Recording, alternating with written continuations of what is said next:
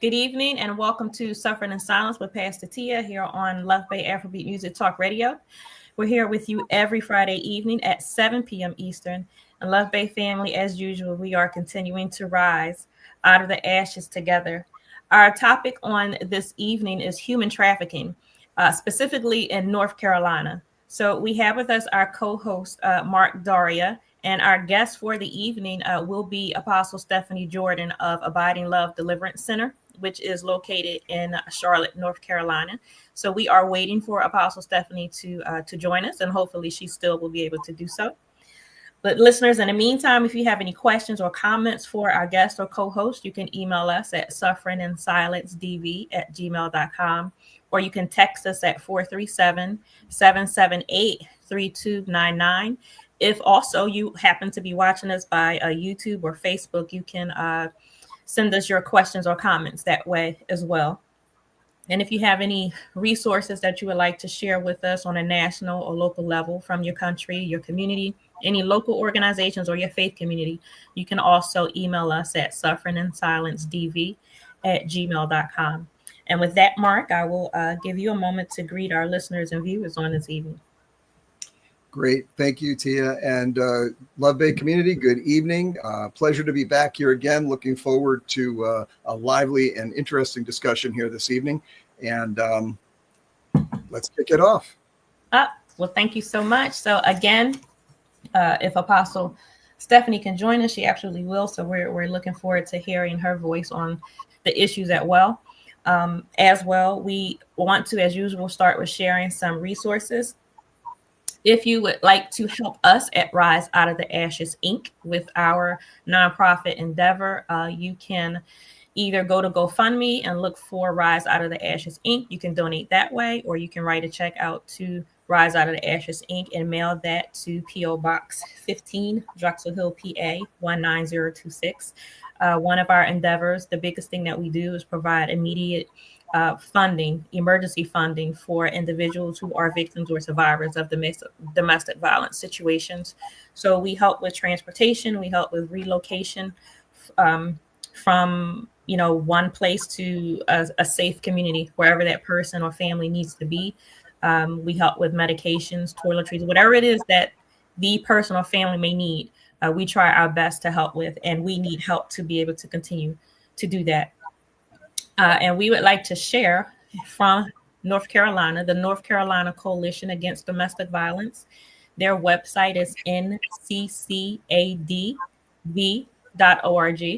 Their phone number is 919-956-9124. And if you go to this website, you will be able to find a list of domestic violence agencies that serve all 100 counties across North Carolina. The National Domestic Violence Hotline for the United States, the website is thehotline.org. Their number is 1-800-799-7233. The National Sexual Assault Hotline, their number is 800-656-4673.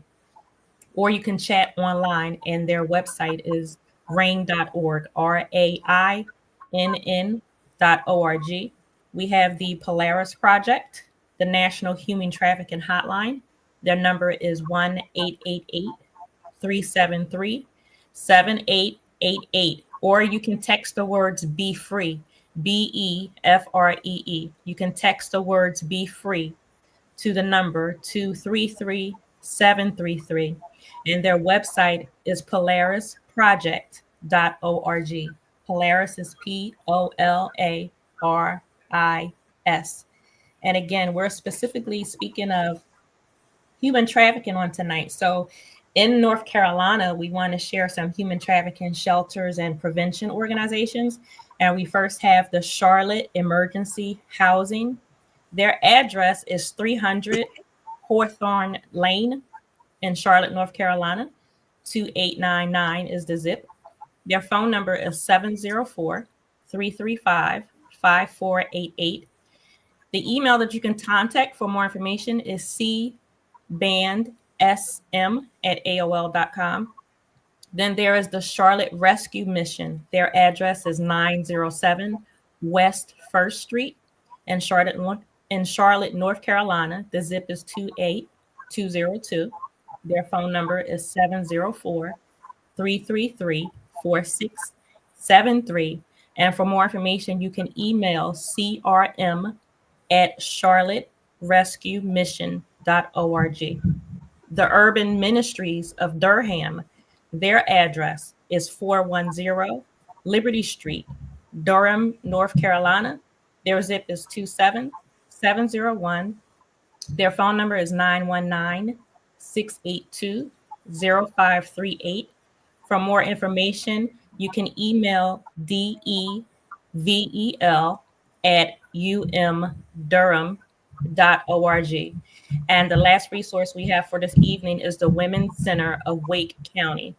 Their address is 112 Cox Avenue in Raleigh, North Carolina. Their zip is 27605. Their number is 919-829-3711. And for more information, you can email the email address Vicky, VIKI, Redding, REDDING, @WCWC.org. So with that, we move into our topic on tonight, which again is human trafficking in North Carolina. And Mark, I wanted to start with sharing information that I read from the North Carolina Department of Administration. And it says human trafficking is one of the fastest growing crimes in the country and one of North Carolina's most pressing issues. A crime by which people profit from controlling and exploiting others. Human trafficking afflicts victims from all areas for the purposes of commercial sex acts, labor, or services. North Carolina is among the most affected states. Major interstate highways, a large and transient military population, numerous rural agricultural areas with a high demand for cheap labor, and an increasing number of gangs all contribute to making our state a hotbed for human trafficking. And so, Mark, we've been preparing for this conversation, this topic for a while now. And as I began to do research specifically on North Carolina, my whole train of thought changed when I read this information. Because what stuck out to me was part of that sentence, large and transient military population being part of the issue. And my thought was, why is the military a problem? And I couldn't shake that. And so I started to research that particular point. Mm-hmm. And so one of the things that I found, and I want to share this. This was a paper written by Major Catherine Grush. The title of this is Human Trafficking, the United States Military's Hollow Policies. And this is from March 2016. So I want to share a little bit of this and then we can move forward from that. But this, again, is from Major Catherine Grush. And it says the U.S. military has struggled to combat human trafficking in and around its Asian bases. The U.S. military's relationship to sexual exploitation and forced labor continues to be studied and analyzed by academics and journalists, even as the U.S. government enacts laws, regulation, and policy to prevent human trafficking. While treaties and conventions from the international community continue to highlight the plight of human trafficking, the U.S. military struggles to enact new policy and law set down by the government. Service members' involvement with prostitution since the Korean War has historically enabled the exploitation of women by the governments where American bases are located. However, as these governments abide by UN mandates and international law, criminal organizations have started trafficking women across borders to meet the demand of American service members. And in conclusion, Major Grush writes, the U.S. military has been complacent and ineffective at combating human trafficking in and around its bases in Asia. Interagency support from the Department of Homeland Security and outside committees of military and civilian professionals are needed to combat this global scourge. After this, and reading and going through other information, the thought that stuck with me, Mark, and that I couldn't shake was I think it's simple. You can't be a part of the solution if you're a part of the problem. Yeah, I don't know. Wait, I need a second to get some words because I'm telling you, like, that's how much it threw me thinking of how the military has an effect, a negative effect on human trafficking. And I know that it is not the entire military service of the United States. I know that. I understand that. But for North Carolina, and other places to state, the military is part of the reason why we have this problem. The military is part of the reason why this problem is going unchecked and growing. That's a hard pill to swallow. It really is. So I will stop there for a moment. But Mark, that's the foremost thought that I came away with as I continue to research. And again, it's you can't be a part of the solution if you're part of the problem. I love your perspective, and this is the exact reason why we have these kinds of discussions, because I read that same excerpt, and when my eyes went over that, my eyes went over that, and I'm going to tell you why. And I'm a vet, and I have nothing but respect for the people serving this nation. We owe them a great debt for everything they do to keep us safe and to allow us to continue to live the way we live.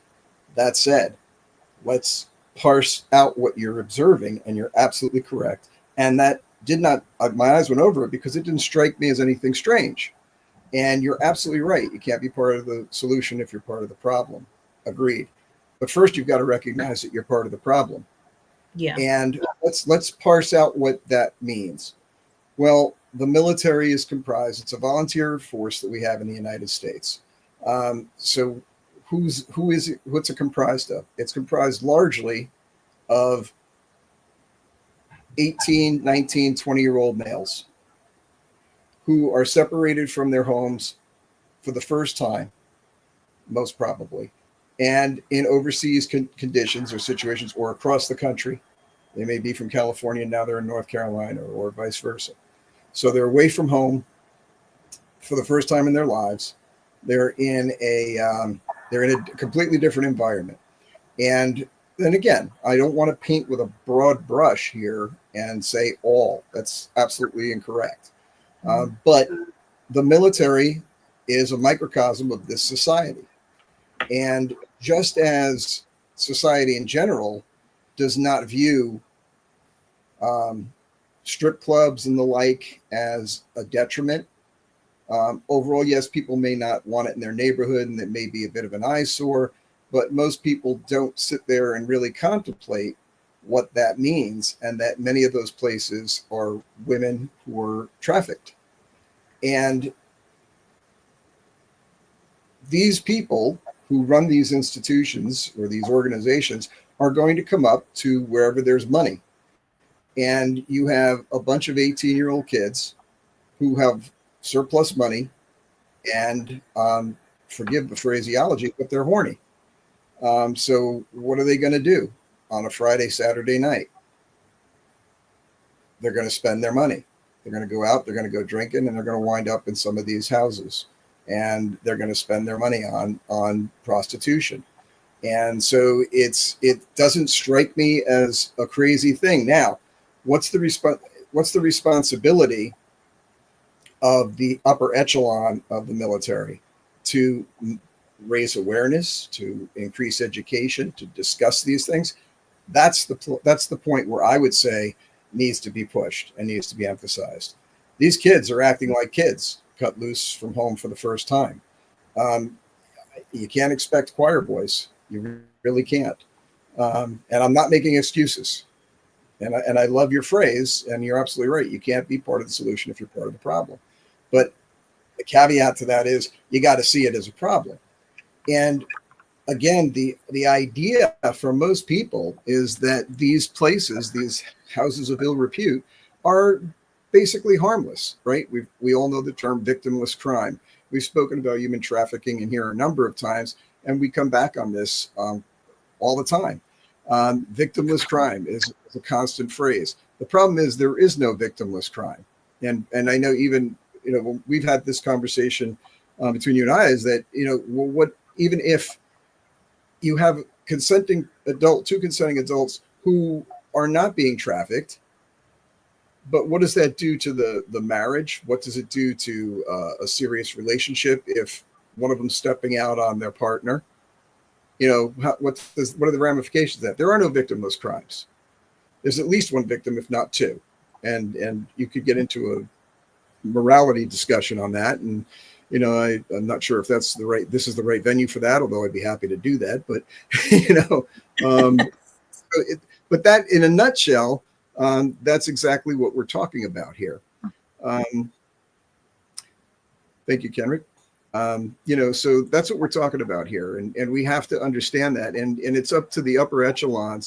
And so now we don't have to worry about it as long as the general's talking about it, and we'll just let them do it. No, that's not what I'm saying. Let's pivot back to what you and I can do about that. Well, we can contact our congressmen, congress people. We can actually tell them about this. Hey, I was just reading this article, and here's his, just as you just cited it, and say, we should not be moving this forward or turning a blind eye to it, more to the point, because that's what we do. And I was stationed overseas. I was in Germany. We had several of these places that were around our barracks. And why? They crop up for exactly the reasons I'm talking about. A bunch of 18, 19-year-old guys, nothing to do on a Friday night and plenty of money in their pocket from their paycheck, and that's where they would wind up after a few beers downtown. So, how do you deal with that? So, well, I'm glad that you made the comment and said that you weren't making an excuse. And thank you for throwing it out there. Because and Love Bay, you know me, like I draw very, very hard lines. So I excuses don't fly for me. When we're talking about domestic violence and sexual assault and human trafficking, there's no excuse. So 18, 19, 20, and I just cannot believe that this issue is limited to the younger guys or even just guys. I know we have women in the military too. So I believe the issue is not just limited to an age, it's not just limited to a gender, but it's a problem. And it does need to be recognized, because my thought was, in reading information that I've seen, and we're talking about highways being a problem, interstate being a problem, my thought was bring in the military. Bring them in, but to come across information where it says, no, the military is a part of this issue. The military is helping to make this a bigger problem than what it is. So again, for me, there are no excuses, age, gender. It's a problem, and it really needs to be handled. And I really don't want to oversimplify the issue. And it's not just about the military. So, we're not just stuff on that. But to me, it just makes so much sense. If we know that there are areas that are most affected, do something. Like actually do something, and not just continually put out reports. And I mean, so add checkpoints, add more police, go to the top brass of the military, just actually do something instead of just putting out reports and watching men and women and children being snatched away and hurt and harmed. Okay, we have children coming from overseas to go to school, students coming in on visas to go to school. Okay, actually check the institutions, the schools that they're supposed to go to, that they're supposed to be at, be it in the US or, somewhere else internationally. Go to that school and make sure that they're there. And I mean, not just looking for their name on a roll. No, go have physical contact with them. Make sure that they're okay. Anyone coming into the country or going out of the country on a work visa, like we have nannies coming in. Okay, go to the house where this nanny is supposed to be and make sure that this is a safe place. Speak with her or him talk with them, and outside of the home, make sure that they're in a place where they're free to talk. Have an interpreter. Make sure that all bases are covered. Now, to me, that just makes absolute perfect sense. We When I think of human trafficking, the first thing that comes to my mind is the part that deals with sex, but we know it's about labor also. Mm-hmm. So if there are companies that are bringing in individuals to work for them, go and make sure that that company is legitimate. Have actual check-ins on a regular basis to talk with the men and the women and get them away from those who are running the business so they can be free to speak. Ask the right questions. It to me is very simple. You're absolutely right, and you're absolutely wrong. And I'm going to tell you why. You're right. You're absolutely right from the moral standpoint. The problem is, and let's shift momentarily, and I want to circle back to the military and sex issue in a moment. But the problem with labor is this isn't necessarily a corporate wide thing, although it is. It stick its tentacles into corporations as well. But this is oftentimes an individual owner of a home, you, me, whatever. We need to get roofing done. I've got 3 bids from local organizations and companies for $10,000 a pop, roughly $9,000 to $11,000 to do my roof. And I've got a guy from country X who's usually employing people from country Y who speak none of the local language, and they're willing to do it for $3,000 plus cost of material. Now, me as an individual homeowner, I'm looking at that and I'm saying, well, I can pay $10,000 or I can pay 5. What am I going to pay? I'm going to opt for 5. These guys are going to do it faster. They're not under labor union rules. After all, they can be there at 6, 7 in the morning, whenever the local ordinance allows you to start hammering on roofs, and they wrap up at 6, 7 at night, as opposed to an 8-hour day. So they're done in 5 days as opposed to 9. And I'm paying half the price. Where's the problem?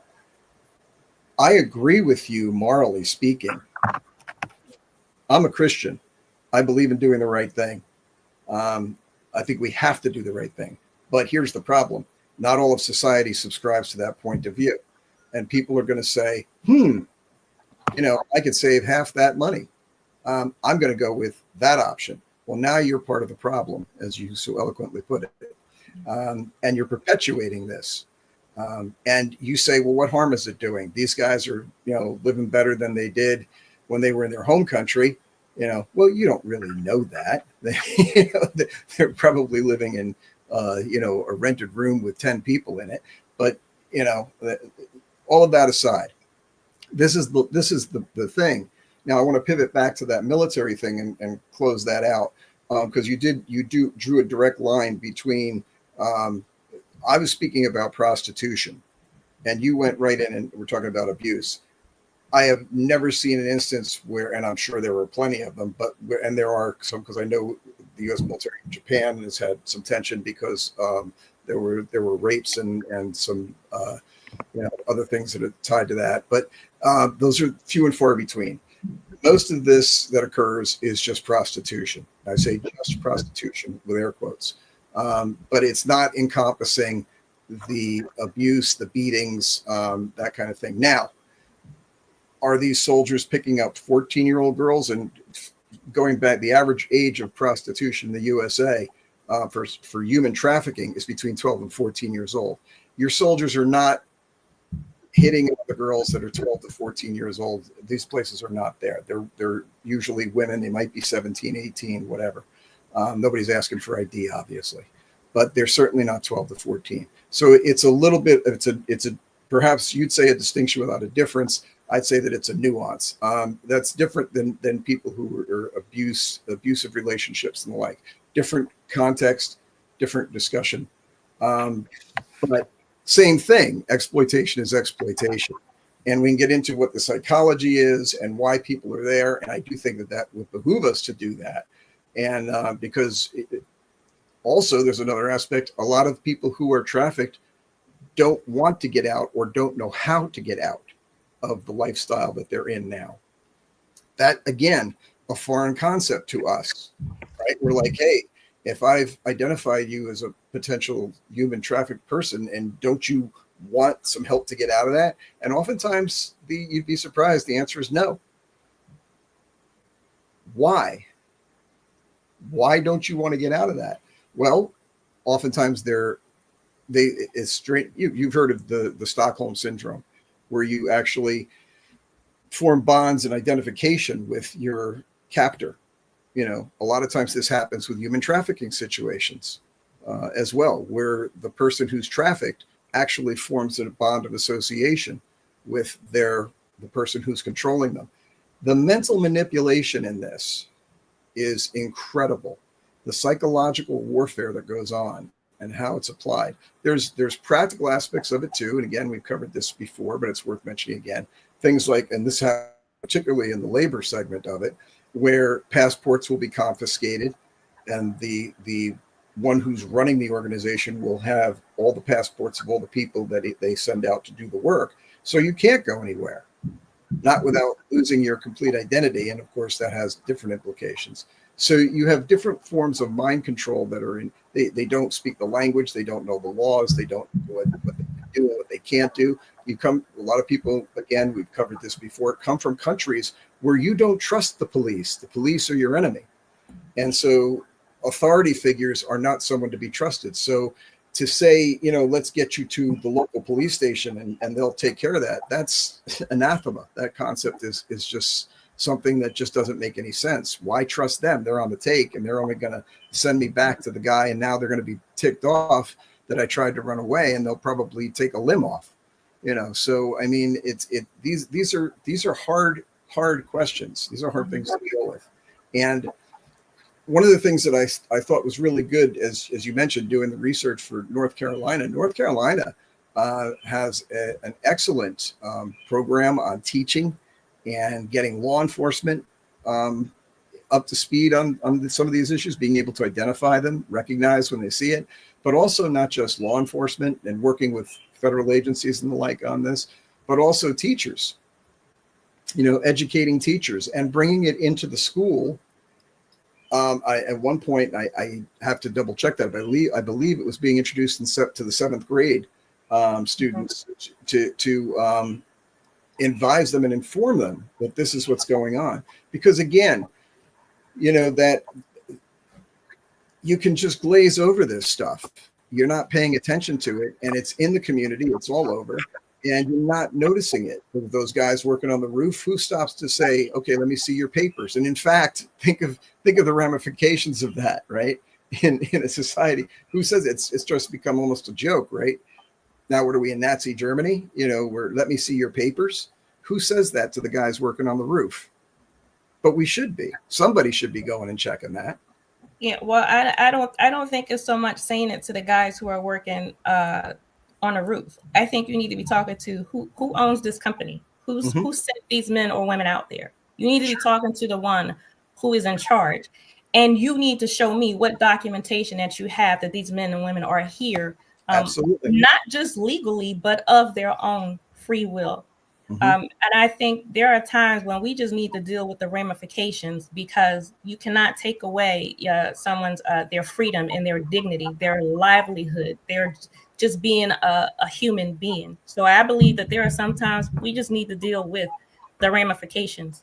I want to share some information from the North Carolina Human Trafficking Commission, but just on the issue of prostitution, I want to say, I have to say, first of all, the decision for anyone who is involved in prostitution, if they're making a decision to stay, there's a reason for that.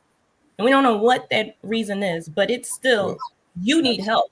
Whatever you need help. If there is a reason that you want to stay in this particular state, there's still help that's needed.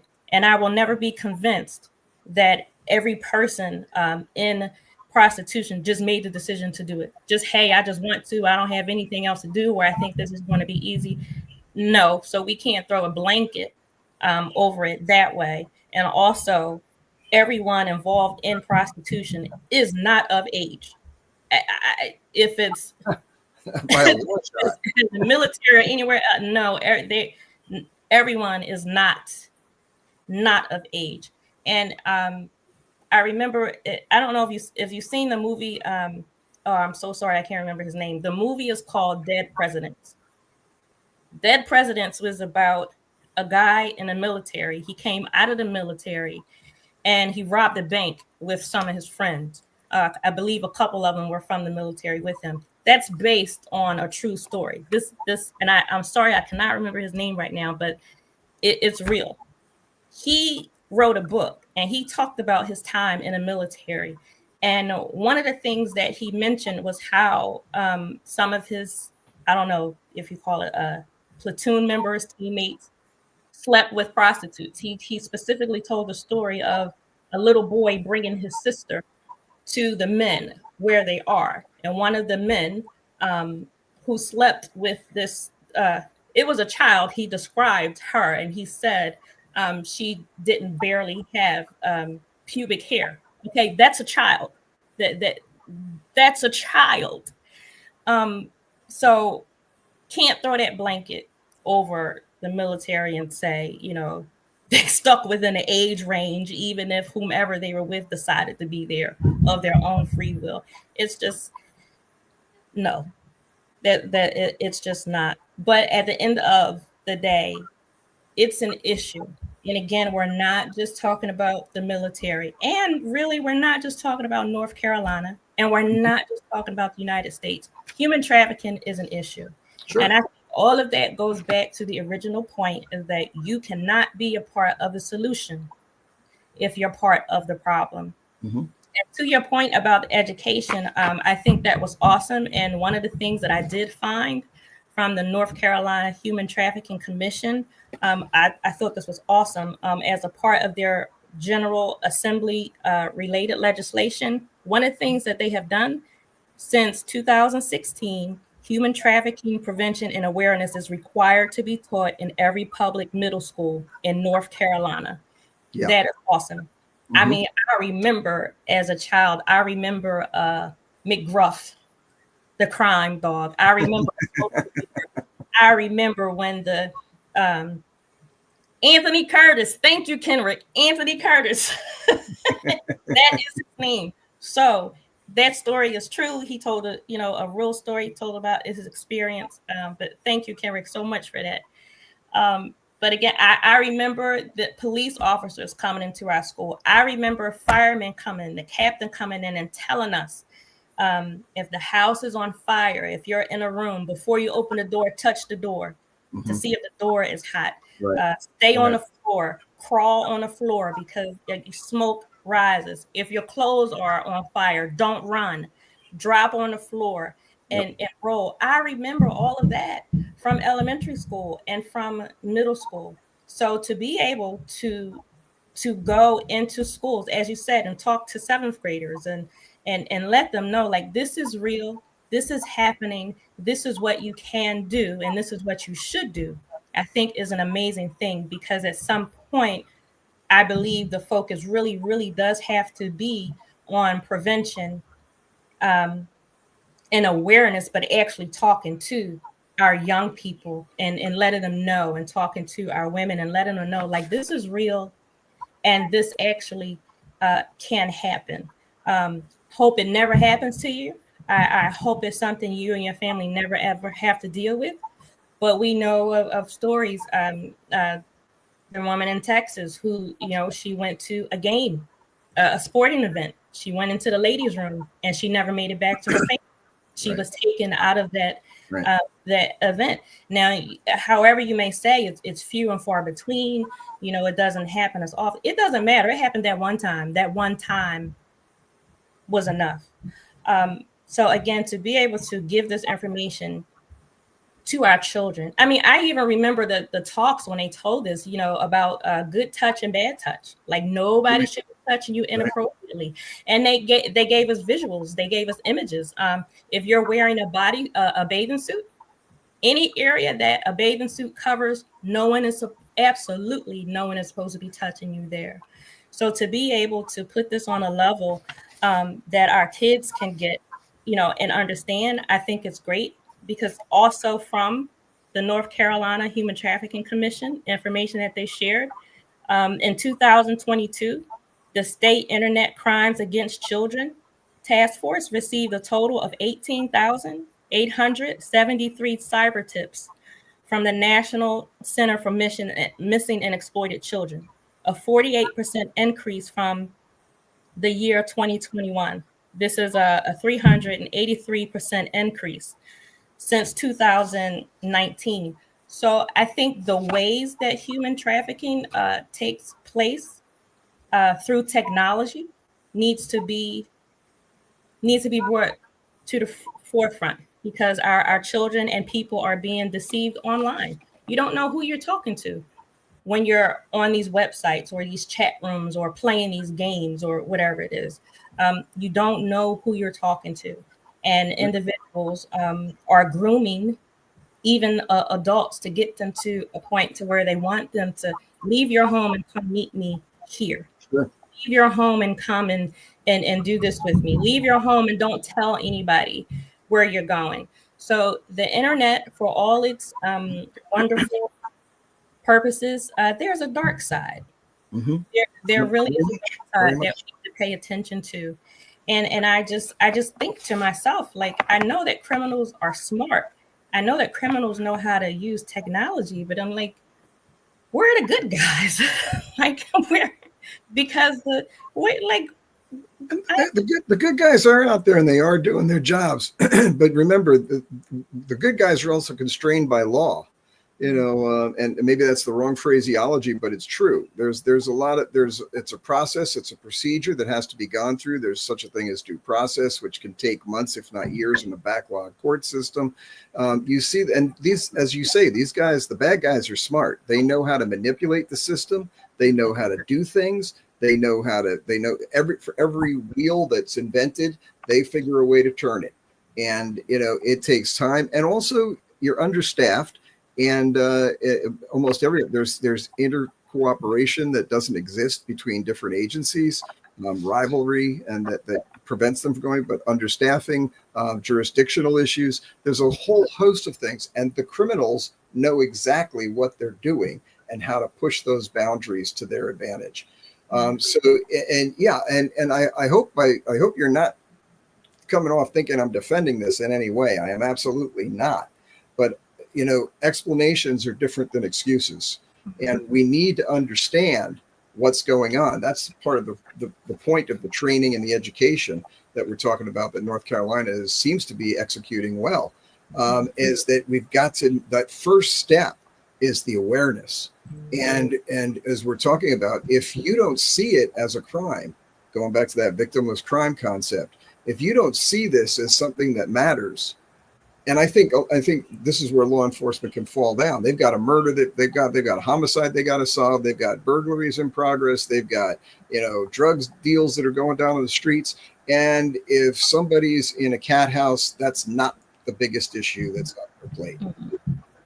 And they've only got so many hours in a day and so many people to deal with these situations. So I think that's part of also what and again, the bad guys play to this. They know what's going on and they know how to do this. So, and when you couple that with people who are exploited, who are mentally and psychologically manipulated, who don't have any resource or anyone to turn to, this is a recipe for exploitation.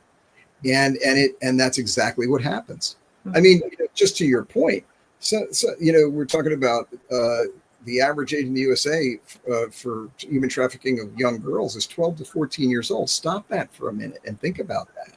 And then you've got 25% of trafficking victims, according to this is a UNICEF number, 25% of all trafficking victims are children. 25%. Now we're talking about an industry that's $150 billion a year, 150 billion. yes. And of that is about 99 billion is sex trafficking. So the rest of it falls under the domestic, exploitation, having people live in your home that you're not from other countries that, aren't properly authorized, and force, and not force, but the labor issue that we were discussing. But 2/3 of sex trafficking. So, again, these places that encircle military installations or in your neighborhood, you know, down the street, massage parlors and the like. Yes, I'm calling them out. Any place where there's darkened windows and you can't look inside. Um, hmm, does that mean all of them? No, we can never paint with a broad brush, and we can't be like Jason Frankenstein with the pitchfork outside the house. We can't do that, but we can gather information. We can be paying attention. And in the military, there's an old discussion about situational awareness. Be aware of what's going on around you. Don't walk Yeah. around with blinders on. Pay attention. Doesn't mean you have to leap to judgment. It means you need to be paying attention. And the more information you assess, the better prepared you'll be when you have to make a stand. And that's what we have to do. And again, Yes. I so firmly believe that the appropriate way to do this is get on the phone, write an email. We can do that. We don't even have to leave our living rooms anymore, and contact your congressperson and tell them what is going on and what you think is going on and what you think. If you don't want these places surrounding our military bases, certainly in the U.S. they can do something about it. Overseas, a little different. You're dealing with Yeah. foreign governments and all kinds of things on that. You can't necessarily stop that, but you can certainly put the brakes on it. And again, that's where if the chain of command is involved in this, and they're saying anyone, and they can certainly do that.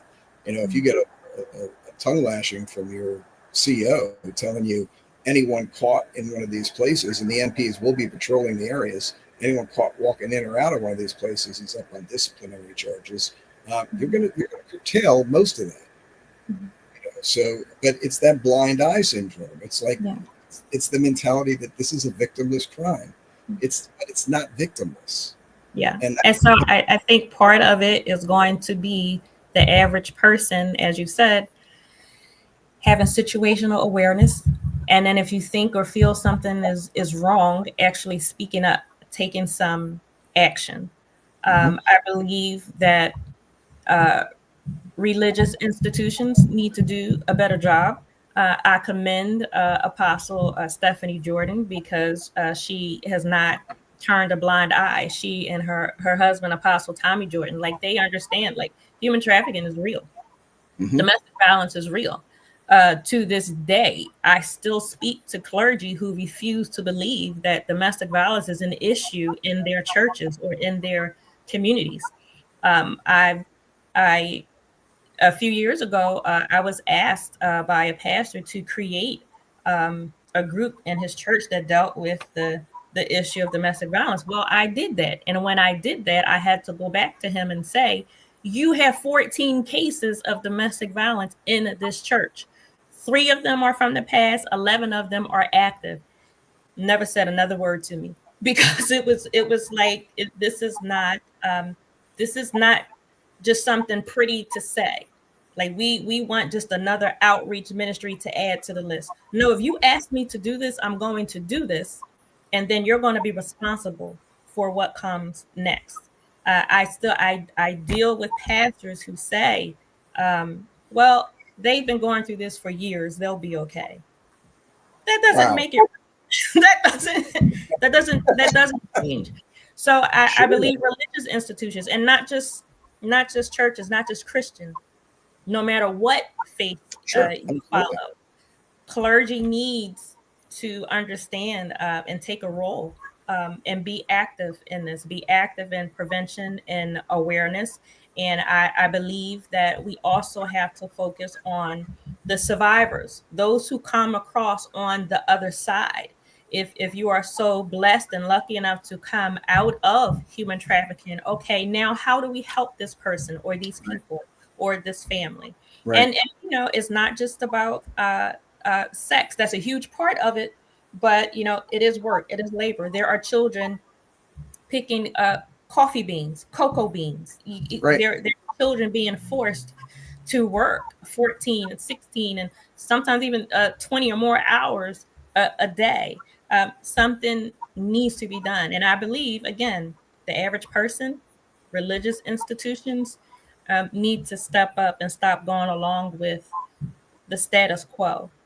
Um, I don't know what else needs to happen. Like, we've had this conversation several times. I believe we bring out different aspects when we do, Right.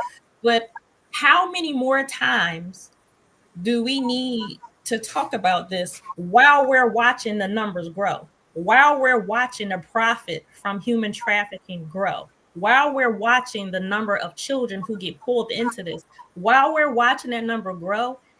How much longer are we just going to be sitting and talking about it? It will, and sadly, it will never end. It Yeah. will never end. That's the truth, because man has a fallen nature, and man will always descend to his lowest lengths. That does not mean everyone. That does not mean that, but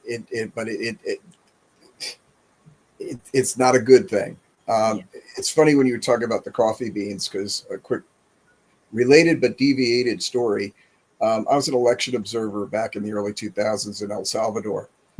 And at the time, we had our local host was taking us up. We had the day off, and we were going up to do some tourism. And we went up to the crater, the volcanic crater that's there, and to the top of it, and take some pictures and all that. And as we were going up the mountainside, we saw these kids carrying coffee beans at the bottom. I might have it the other way around, but anyway, we saw these kids carrying the coffee beans, and so we pulled over and we gave them a ride and said, "This is crazy. Let's, they're going to hump this stuff all the way back up to the top." Or I think it might have been the other way around, might have been all the way going down, but whichever way it was, the point's still the same. And so they were very appreciative. They hopped in the car. I think it was 3 kids. They had like 6 bags, and they're throwing this stuff in. They were just so happy and laughing, and we got them to their house, and the father said thank you. And they were normally, to walk up that side of the mountain would take them the entire day, but since we had them back by like about 9:30 in the morning, he sent them back down to go get more. Wow. So that was our good deed. And again, this is what I'm saying: the mentality has to shift. And when you're talking to people who are so poor that they're going to exploit their own children, we can get on the corner stand and get on the high horse and start waving our arms in the air, but these people are doing this because they need the money for the food. And how do you move this? How do you move? You're asking a great question. How long do we have to keep doing this before it changes? And to some extent, it never stops. It's the starfish story all over again, right? We can change 1 or 2, we can change a dozen, we can change 100, but we're never going to change the millions. That can't be up to you. That can't be up to any particular group or a particular organization. It has to be an elevated consciousness of the state of the human mind. And that's asking for a lot, because we've got a very long history. And this is one of the things, and look, the history of mankind is, take technology aside. Technology, we're doing great. We're coming up with all kinds of great ideas. Got cars and planes and all kinds of stuff. But the human spirit, the human soul has not changed in all of recorded history. And that's the point that has to change. It's not how many, you see what the bad guys do with the technology, right? They exploit it. They can now triple, quadruple, and they get profits coming up and down. It's overflowing with money. Why? Because they can do it technologically. Human trafficking, it dipped on a getting people across borders during the pandemic, but it increased on the internet. Yeah. So you mentioned the grooming. Grooming increased like 4-fold, and that didn't go away. They found a new resource, and then they've exploited it, and they've continued to exploit it for the last half decade. And they will continue to exploit it until we squash that, and then they'll find some other way. Yeah. Because there's too much money involved. And I think that's the bottom line. It's the money.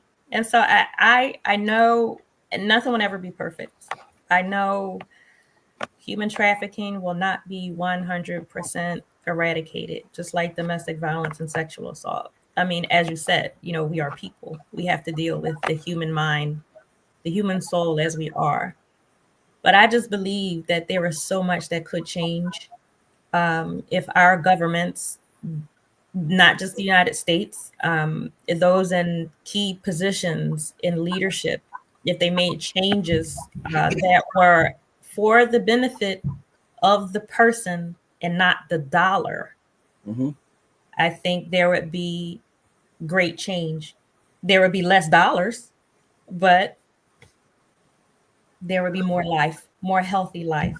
And let me say this because I'm not I'm not picking on the military. Like, I think the military is awesome. I do. Had I not gone to college, if I was not at Drexel University, I was going into the Marines. That's what I was going to do. But just like churches, the bad experiences with churches and religious institutions, just the small part is just bad enough. And it's like that small part just needs to be looked at and needs to be dealt with and needs to be corrected. But that small part, I don't believe it does, and it shouldn't overshadow the goodness of the whole. When I was a kid, oh my goodness, I thought the U.S. military was the best. Like, we were superpowers. I remember Reagan and Gorbachev. Like, we were the police of the world. That is what I truly believed as a child. If any other nation had a problem, we were going to go in and fix it.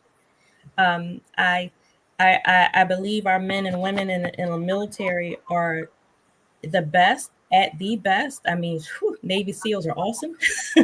Love them. My dad was in the Navy. My grandfather was in the Navy. I have family members who were in the military, but again, it's like that small part, that we have to look at. All police officers are not horrible. They're not. Sure. That we do need to recognize those who do their jobs and they do it the right way. And as you said, sometimes hands are tied because they actually do it legally. And it'll take months to go through a due process and to get a change and get it done the right way. But my God, I'm telling you, it hurts my heart to see what I see, to see what we see. As I started out saying, I mean, the military is a microcosm of the society that it comes from in any country. And again, exactly what you're saying, be it the military, the police, but society in general. The number of bad guys in the system is single digits. When you're looking at percentage, it's not 80% of the American population that hurts and goes out and victimizes, and it's in the single digits. But that if it's 8-9% of that's almost 1 in 10. And so that means every 10 people, one of them's doing something that's hurting other people seriously. I'm not talking about little stuff, taking a piece of bubble gum off the counter and not paying for it, whatever. I mean, that too, you can argue is a moral issue, but we're talking about stuff that's really serious, but that 7-8%, look at the damage it does to the society as a whole, Right. and the more, and you got to remember what they're focusing on is increasing their power and increasing their influence. So it's almost a disproportional relationship. They may be small in numbers, but they have very large tentacles that are going into all kinds of walks of life. And the other thing, the big problem for the other 92% of the population is that apathy. It's that, well, it's not affecting me. I remember I met a guy years and years ago. One of the closest times I ever had time, I probably shouldn't say this on the radio, but the closest time I ever came to knocking a guy on his butt. He was from the Midwest. I'm a New Yorker, and the World Trade situation handled me. It really got me. All kinds of reasons we won't go into here, but it was a very emotional thing. And guy from the Midwest, this is about a year or two later, it's like 2003, 2004. He says to me, he's with his wife and we're speaking, and He goes, well, that's in New York, and that doesn't affect me, and I, whatever, I don't care. And I had to literally walk away from this guy because I was about to just take him out. I'm like, you've got to be kidding me. That doesn't affect you. That doesn't affect you. That affects every American in particular, but everyone in the world, because it's an act of terrorism. Thousands of people dead, innocent people. I mean, you can't say that that is something that doesn't affect me. Then you've got some issues, buddy. Yeah, well, it's a hard heart. It's not caring. Just with the issue, even the human trafficking, domestic violence, sexual assault, homelessness, drug addiction, alcohol addiction. If you care, and we say this all the time, if you look deeply enough into one issue, you're going to see how they all intersect. One person can be affected absolutely. by all these things, but do you care enough to find out what the real issue is? Because a person getting high and drunk, well, they really may be trying to cover some pain that they can't express, that they're afraid to express, that they don't know how to express. Right. Someone may have lost a home because of what someone else did to them, physically, mentally, and emotionally. Do we care enough to find out what the issue is and not just push him out the door? Well, just think about what you just said, and you're hitting a nail on the head. Just think about that. What is the most powerful drive in the human spirit? The most powerful instinct that we have is the instinct for survival. And when you can get to a point in your life where you don't care whether you live or die, maybe it's a slow death by alcohol, or maybe it's a quick death by, shooting up a needle, or enduring the abuse. And it's going to be a relatively shorter time span. That's not the point. The point is that you are so negative on the universe that you've given up on everything, that your primary instinct of self-preservation has been circumvented. And and when you talk about people crying for help, screaming for help, and not knowing how to get it, there it is right there.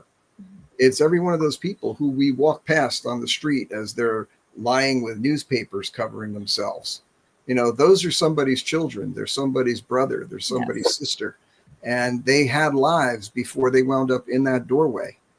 And what was the story that led them here? To this point in their lives where they just don't care anymore. And I mean, it's a horrible thing. And you're right, the hardened heart. We've got to, that's what we have to work on, is that hardened heart in us, because that will enable us to be able to find some. And again, I've said this before in here, we can't solve every problem in the universe, but find a cause. Find a cause. You don't have to have 12. You don't have to have 25. You don't have to have 6. Find one. And dedicate some portion of your time working for some kind of resolution for someone. And wow. And it does work. Yes. It does work. And honestly, I believe there's nothing more fulfilling than that in life. Accumulation of stuff. I love Don Henley, right? The Eagles. He went solo, and he has a line in one of his songs. You don't see hearses with luggage racks, right?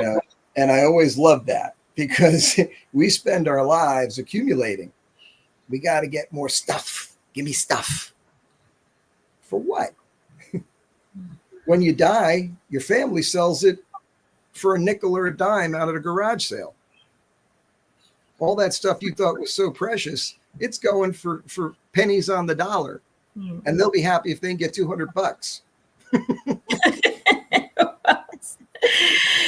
Well, again, I agree. And I agree with your statement. Find something, commit to it, and work on it. We all can't do everything, but we can do something. And I believe doing something will help. And so I know, just like, the other conversations we had, this is not an easy conversation. We don't have the answers. And I still have the same thought we started with. You can't be a part of the solution if you're a part of the problem. Is there an easy way to fix that? Very simply, I can say yes, stop caring about the money and stop caring about just yourself solely and look for other people, step in and help them. I believe that as individuals, I believe as the United States, we are supposed to step in and help others when Oh, they yeah. need help. I truly believe that. Does it always work out to be? No. So it's easy to say that. I understand it, but we need to start somewhere because we are supposed to speak up for those who Absolutely. can't speak for themselves. We're supposed to defend those who can't defend themselves. Um, and I believe it takes courage to do that. I believe you have to be willing to lose something in order to do that.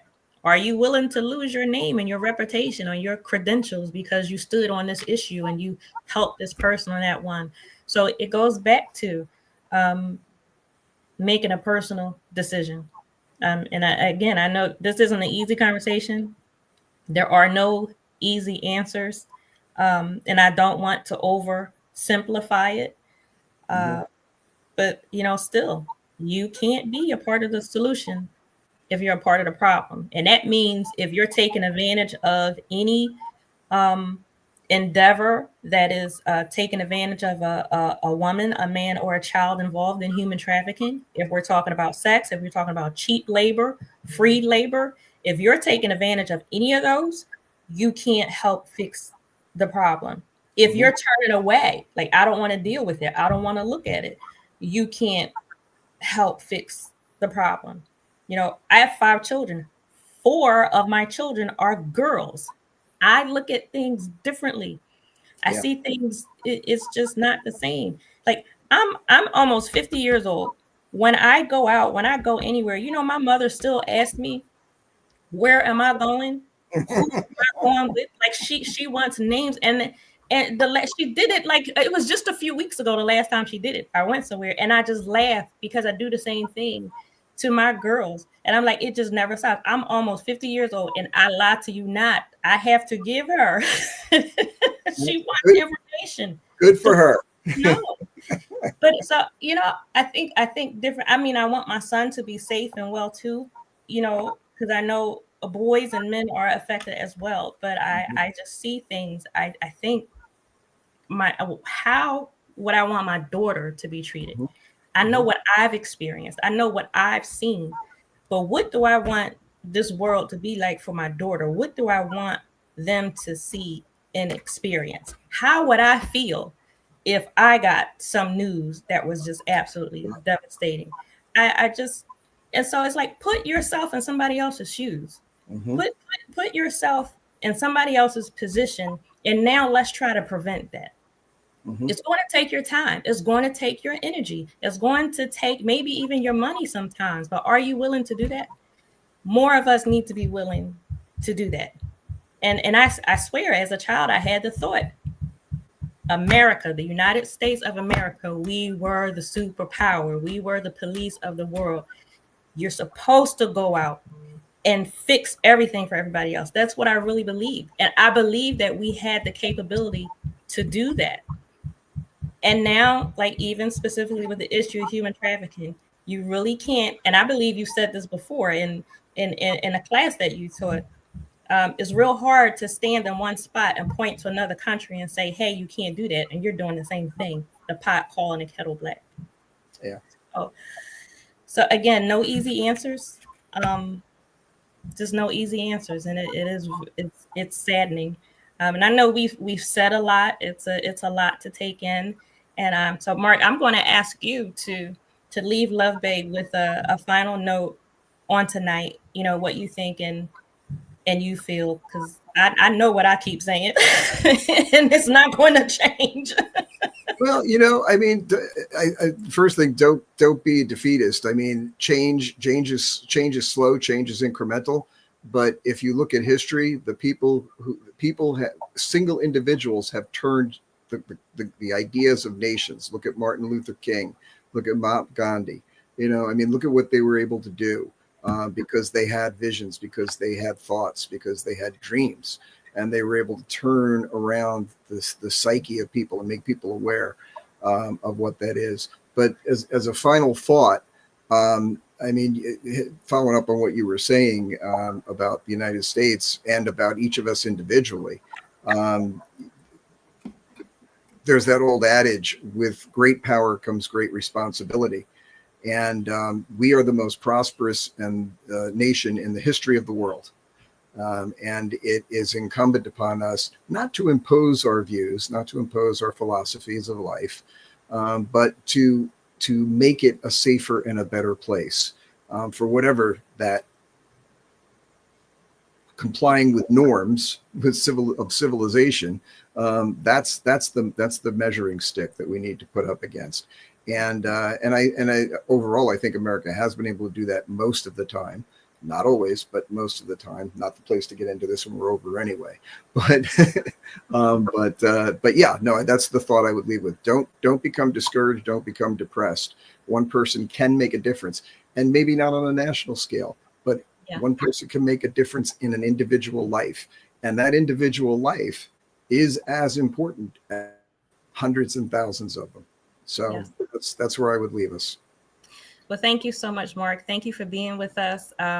Love Bay, we will have Apostle Stephanie Jordan with us on another occasion. And I want to say thank you to Kenrick. Thank you for giving me that information. That was awesome. And right on time. Thank you very much. But Love Bay, we just really hope that, again, a conversation is started or continued in your home, in your space, and that conversation eventually leads to some action on your part. So if you want to catch up on previous episodes from our program, you can visit our YouTube channel, Suffering in Silence DV.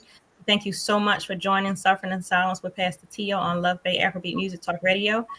Every Friday evening at 7 p.m. in Love Bay, we're continuing to rise out of the ashes together. Good evening.